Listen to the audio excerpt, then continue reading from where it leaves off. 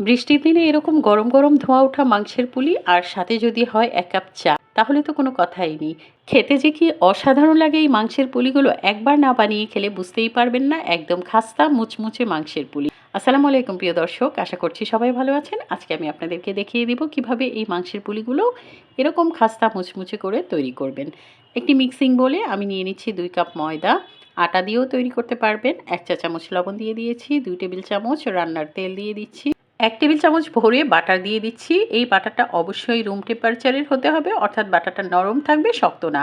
এখন সবগুলো উপকরণ ভালো মতো হাত দিয়ে কচলে কচলে মিশিয়ে নিচ্ছি। মেশাতে এটার মধ্যে যখন দেখবেন এরকম ক্রাম্বলি একটা টেক্সচার চলে আসছে, আর এটা যদি হাতের মুঠে নেওয়ার পর এরকম বল তৈরি করা যায়, আর আপনি যদি হাত দিয়ে চাপ দিলে এটা ঝুরঝুরে হয়ে ভেঙে পড়ে যায়, তাহলে বুঝতে হবে ময়দা, তেল এবং বাটারের মিশ্রণ একদম পারফেক্ট হয়েছে।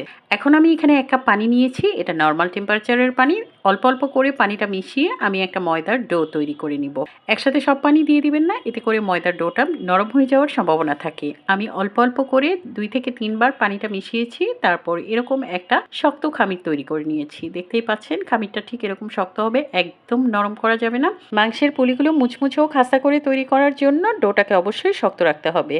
এখন আমি এটাকে 10 মিনিটের জন্য ঢাকনা দিয়ে ঢেকে রেস্টে রেখে দিচ্ছি, এতে করে ডোটা আর একটু সেট হয়ে যাবে। এবার পুলি পিঠার ভিতরের পুর তৈরি করে নিচ্ছি। পুর তৈরি করার জন্য এখানে আমি আগে থেকে রান্না করা গরু মাংস এরকম ঝুরি ঝুরি করে কেটে নিয়েছি। এখানে প্রায় 1.5 কাপের মতো আছে। এখন একটা ফ্রাইং প্যানে পরিমাণ মতো তেল দিয়ে দিচ্ছি। 3 টেবিল চামচের মতো তেল দিয়েছি আমি এখানে। মাংসটা দিয়ে দিচ্ছি, তারপর দিয়ে দিচ্ছি লবণ। এখন নেড়েচেড়ে প্রায় 2 মিনিটের মতো একটু ভেজে নিব। ভাজতে ভাজতে যখন এরকম একটু নরম হয়ে আসবে মাংসটা, এখন এর মধ্যে দিয়ে দিচ্ছি আমি আদা বাটা ও রসুন বাটা। এখানে হাফ চা চামচ করে আমি আদা বাটা ও রসুন বাটা দিয়ে দিয়েছি। আদা রসুনের কাঁচা গন্ধটা যেন চলে যায়, এই জন্য মাংসের সাথে প্রায় 1 মিনিটের মতো ভেজে নিচ্ছি।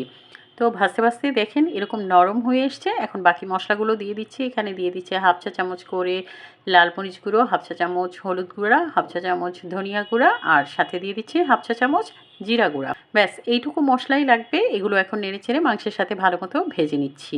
যেহেতু মাংসটা আগে থেকেই রান্না করা ছিল, তাই মাংসের মধ্যেও কিছুটা মশলা আছে, এই জন্য এক্সট্রা কোনো মশলার প্রয়োজন নেই।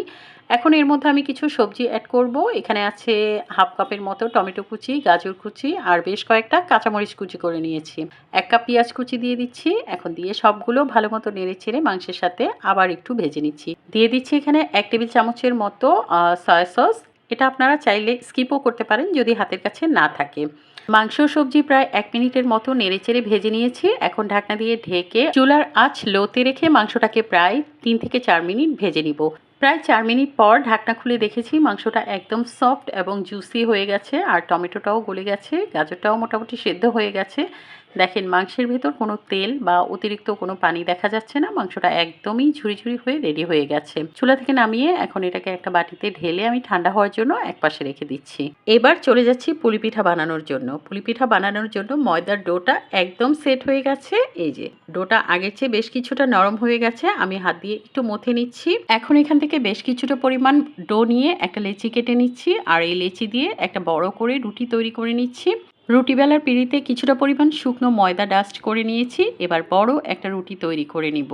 বড় করে রুটি তৈরি করলে একটা সুবিধা হচ্ছে আপনারা একসাথে অনেকগুলো পুলি পিঠা তৈরি করে নিতে পারেন। আপনাদের যদি একবারেই বড় রুটি বানাতে প্রবলেম মনে হয়, তাহলে ছোট ছোট করে লেচি কেটে আপনারা প্রত্যেকটা পিঠার জন্য একটা করে রুটি তৈরি করে নিতে পারেন। এই যে আমি একটা বড় রুটি তৈরি করে নিয়েছি। এই রুটিটা খুব বেশি পাতলা করবেন না, আমি আপনাদের দেখিয়ে দিচ্ছি। মোটামুটি একটু মোটা করে তৈরি করবেন। এখন এই রুটির এক সাইডে আমি কিছুটা পরিমাণ মাংসের পুর দিয়ে এই যে ভিডিওতে দেখানো নিয়ম অনুযায়ী এক সাইড থেকে ধরে ফোল্ড করে নিয়েছি। হাত দিয়ে চেপে চেপে মুখটা বন্ধ করে নিয়েছি, আর এরকম একটা কুকি কাটার দিয়ে আমি সুন্দর করে এভাবে পুলি পিঠাটা কেটে নিচ্ছি। আপনারা চাইলে চাকু দিয়েও এই কাজটা করতে পারেন। তো হাত দিয়ে একটু চেপে চেপে দিচ্ছি যাতে করে মুখটা খুলে না আসে। পিঠার দেখার সৌন্দর্যের জন্য আমি এক সাইড থেকে এভাবে মুড়িয়ে মুড়িয়ে পুরো পিঠাটাকে সুন্দর করে একটা ডিজাইন দিয়ে দিচ্ছি। এই কাজটা আপনারা একটু ভিডিওতে দেখে বুঝে নেবেন কিভাবে করছি। এই কাজটা একদমই সহজ, আপনারা আমার চেয়ে আরো বেশি ভালো পারবেন। জাস্ট এক সাইড থেকে আঙুল দিয়ে পেঁচিয়ে পেঁচিয়ে মুখটা বন্ধ করে দিলেই হবে। আপনাদের বোঝার সুবিধার জন্য আমি আপনাদের আরেকটা দেখিয়ে দিচ্ছি। এই যে রুটির এক সাইডে আমি বেশ কিছুটা পরিমাণ মাংসের পুর দিয়ে দিয়েছি, আর মাংসের পুর আপনারা কম বেশি আপনাদের পছন্দ মতো দিয়ে নেবেন। তারপর কুকি কাটার দিয়ে পুলি পিঠার শেপ করে কেটে নিয়েছি। এবার আঙুল দিয়ে মুড়িয়ে মুড়িয়ে পুরো পিঠাটাকে ঠিক এরকম ডিজাইন করে দিচ্ছি, যেটা আপনারা ভিডিওতে দেখতে পাচ্ছেন। একইভাবে সবগুলো পুলি পিঠা আমি আজকে তৈরি করে নিয়েছি। এই যে দেখেন, অনেকগুলো পুলি পিঠাই তৈরি করে নিয়েছি। মাংসের এই পুলি পিঠাগুলো চাইলে আপনারা 1 থেকে 2 মাসের জন্য ফ্রিজে সংরক্ষণ করতে পারেন। সংরক্ষণ কিভাবে করবেন সেটাও আমি দেখিয়ে দিচ্ছি। এরকম একটা এয়ারটাইট বক্সে 2টা লেয়ারে আমি একটা প্লাস্টিক র্যাপ দিয়ে রেখে দিচ্ছি পিঠাগুলো। আপনারা চাইলে জিপলক ব্যাগও ব্যবহার করতে পারেন। এখন বক্সের ঢাকনা লাগিয়ে ফ্রিজে সংরক্ষণ করব 1 থেকে 2 মাসের জন্য।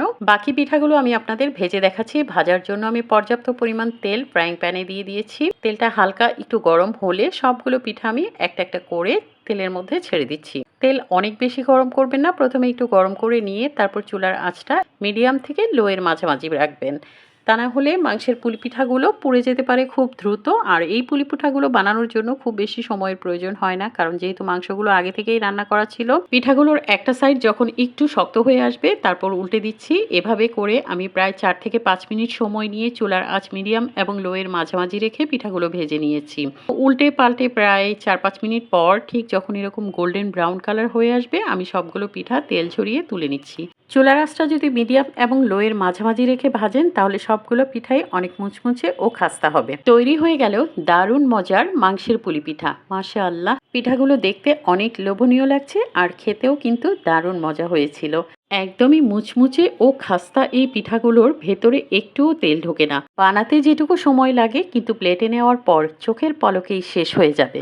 একটা পিঠা আমি আপনাদের ভেঙে দেখাচ্ছি এর ভেতরটা কেমন হয়েছে। দেখেন কতটা মুচমুচে খাস্তা হয়েছে, আর এর ভেতরে এই যে দেখেন একটুও তেল নেই।